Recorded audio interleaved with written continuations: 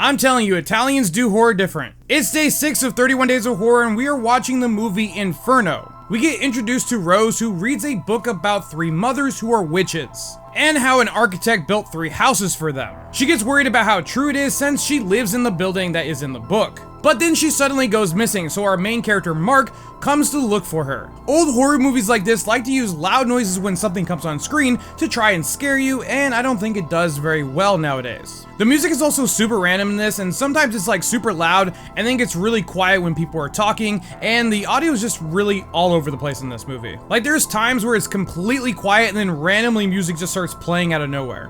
I think it's funny that the town that the building is built for the witch has all of her followers like living there, and it has like this like library with all of their hidden secrets in it. But then they get triggered by people reading a certain book, so you'd think they would like, I don't know, hide it away, burn it, destroy it, or just like lock it away for people not to read. There's this goofy scene later in the movie where the lights start to flicker, so the guy goes to check on it and then randomly gets stabbed by a knife, and then he falls on the girl and just will not let her go, so it's super hard for her to get away. It was just super random.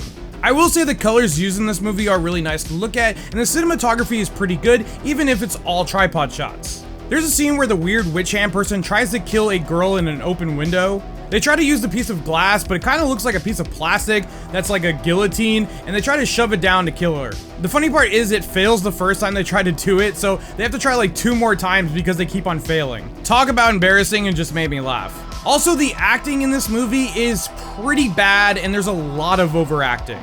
I'm also really not a big fan of killers in movies where we only really see their shadow or like their hand or barely anything of them at all. There's a scene in this movie where the girl gets attacked by a lot of cats, and it was probably one of the most funniest scenes I've ever seen. Also, if you're not okay with animal abuse or animals getting hurt, then you probably won't like this movie. There's a scene with the old guy, and I've never seen someone get insta karma for tossing a bag of cats into water. He falls in and instantly gets attacked by a bunch of rats. And then randomly a hot dog food truck guy comes to help him, but then ends up just like stabbing and killing him to death.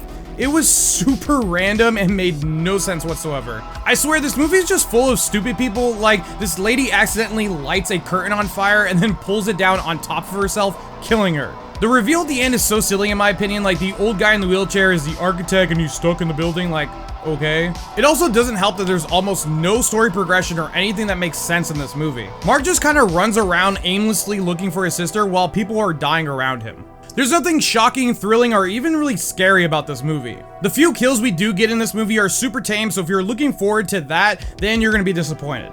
The witch at the end is too little too late in my opinion, and the ending is just hilariously bad. Also, what was with the random song that plays? Like, what is going on? On a scary meter, this gets a 0 out of 10. On a blood meter, this gets maybe a 2 out of 10. And this is why Inferno gets a 3.5 out of 10. If you guys like this review, hit that like button. If you guys want to see more, hit that follow button. And as always, thanks for watching.